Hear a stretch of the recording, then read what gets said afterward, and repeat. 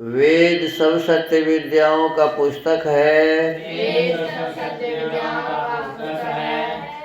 वेद का पढ़ना पढ़ाना और सुनना सुनाना सब आर्यों का परम धर्म है। ओम स्तुता मया वरदा वेद माता प्रचोदयन्तां पावमानि द्विजानम् आयो प्राणं प्रजां पशुं कीर्तिं द्रविणं ब्रह्मवचसं मह्यं दत्त्वा व्रजत ब्रह्मलोकम्। इदानीं वेद पाठो भविष्यति। अद्य ऋग्वेदस्य द्वितीयं मण्डलस्य चतुर्दशं सूक्तस्य पाठो भविष्यति। पाठमान मन्त्रस्य अध्वर्यवो भरतेन्द्राय इत्येतानि प्रथमानि पदानि सन्ति। अब वेद पाठ होगा। आज ऋग्वेद के दूसरे मंडल के 14वें सूक्त का पाठ किया जाएगा। पाठ किए जाने वाले मंत्र के अध्वर्यवो भरतेन्द्राय ये प्रारंभिक पद है। इस सूक्त के ऋषि हैं गृत्समदः, देवता इंद्र, छंद 1, 3, 4, 9, 10 और 12 का त्रिष्टुप, 2, 6 और 8 का निश्चित त्रिष्टुप, 5 का निजित पंक्ति, 7 का विराट त्रिष्टुप, 11 का भूरिक पंक्ति।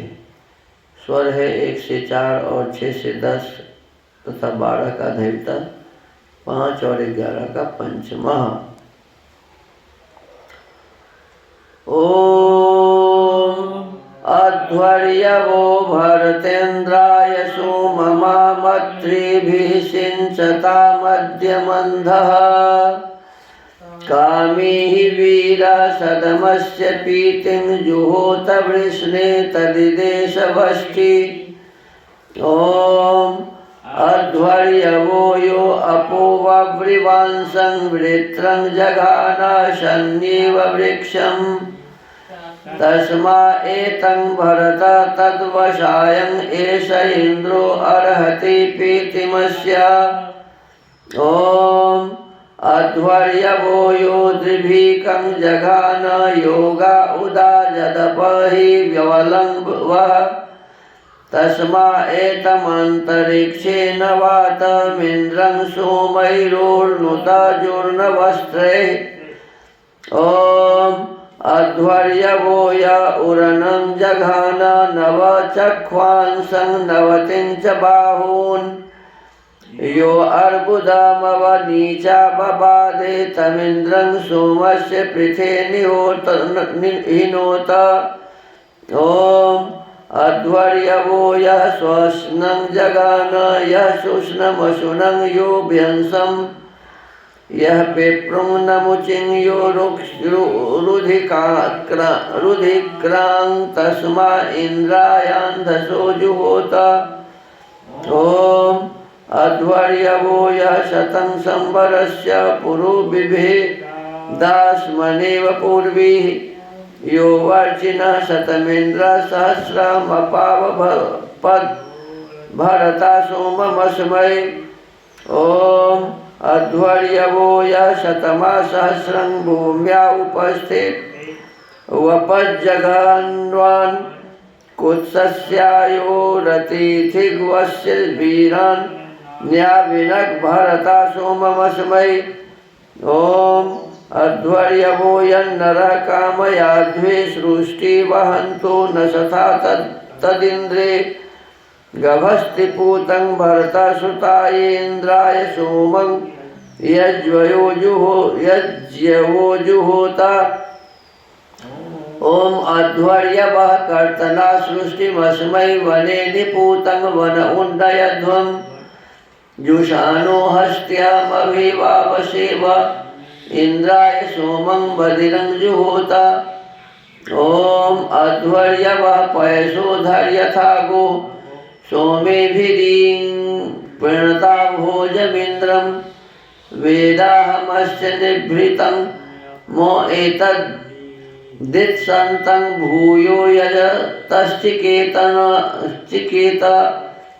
ओम अध्वर्यवो यो दिव्यस्य वश्वो यः पार्थिवस्य जम्यस्य राजा तमूर्धरं न प्रणताय वेदेन्द्रं सोमेभिस्तदको वो अस्तु।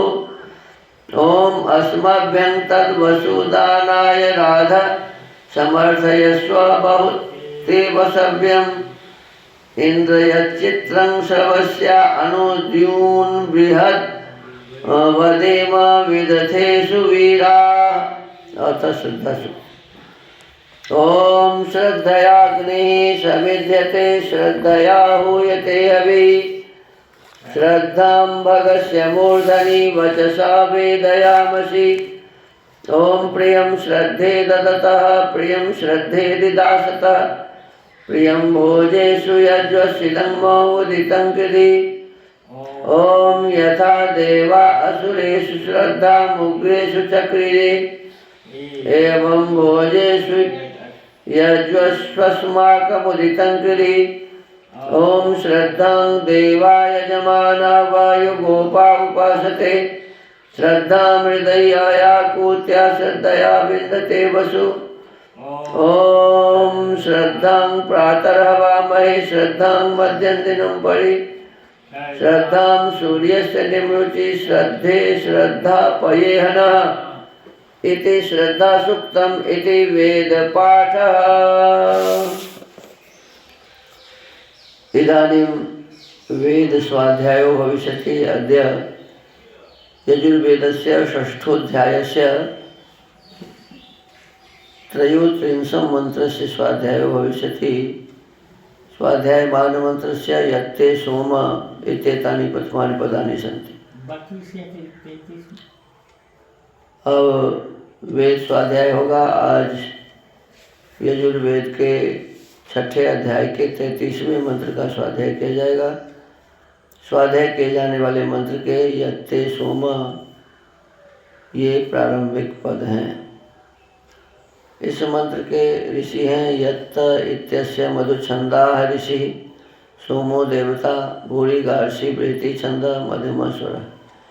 ईदृशा सभापति प्रजाये किं प्रापयितुं शक्नोतीत्युपदिश्यते। ऐसा सभापति प्रजा को क्या लाभ पहुंचा सकता है, यह अगले मंत्र में कहा है। ओम यत्ते सोमा दिवि ज्योतिर्यत् पृथिव्यां यदुरावन्तरिक्षे तेनास्मै यजमानायोरुराये कृध्यध्यधि तत् दात्रे वोचः। इस मंत्र के पदार्थ हैं हे सोम समस्त ऐश्वर्य के निमित्त प्रेरणा करने हारे सभापति तेरा यत जो दिवी सूर्यलोक में पृथिव्याम पृथ्वी में और यह जो उरव विस्तृत अंतरिक्षे आकाश में ज्योति जैसे ज्योति हो वैसा राजकर्म है।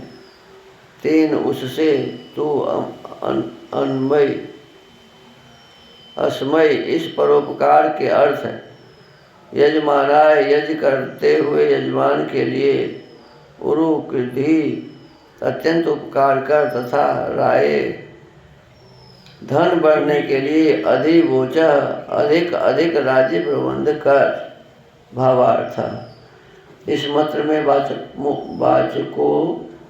लुप्तोपमा अलंकार है। सभापति राजा अपने राज्य के उत्कर्ष से सब जनों को भी निरालस्य करता है, जिससे वे पुरुषार्थी होकर धनादि पदार्थों को निरंतर बढ़ावे। देखिए, धन बढ़ाने के लिए इसमें कहा कि पुरुषार्थी होना जरूरी है।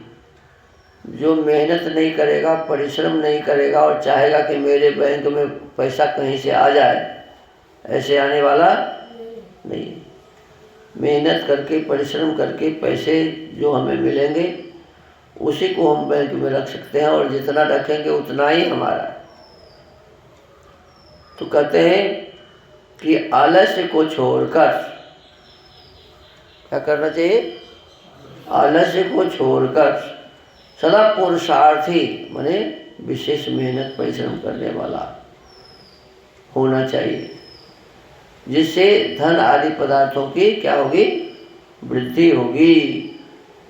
तो राजा और राजा के जो मंत्री आदि हैं, जितने भी सभा में रहने वाले लोग हैं या सभापति हैं, तो इन सब के लिए ये आदेश है कि प्रत्येक व्यक्ति को, राजा हो तब भी और प्रजा हो तब भी, सबको क्या होना चाहिए? पुरुषार्थी, मेहनत करने वाला, परिश्रम करने वाला।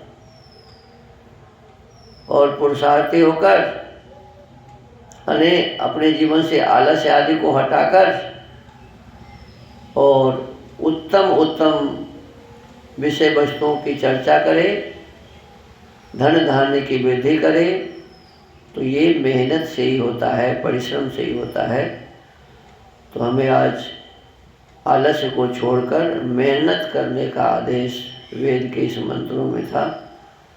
हम सबको बड़े ही श्रद्धापूर्वक परमात्मा के बताए इस आदेश को अपने जीवन में धारण करना चाहिए और कभी भी आलस्य नहीं करनी चाहिए, कभी भी प्रमाद नहीं करनी चाहिए।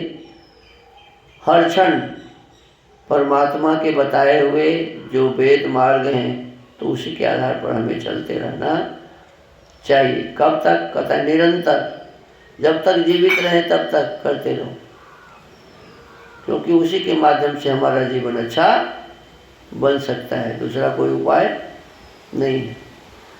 तो आज के इस वेद स्वाध्याय के क्रम को यहीं विराम देते हैं। परमात्मा से ही प्रार्थना करते हैं कि प्रभु हमें इस प्रकार से सामर्थ्य दीजिए कि आपके बताए हुए इस सुंदर से मार्ग पर हम चल सकें, सदा पुरुषार्थी बन के रहें, सभी प्रकार के आलस्य को हम अपने जीवन से हटा सकें। ऐसी हमें सद्बुद्धि दीजिए, ऐसा हमें सामर्थ्य दीजिए। ओम।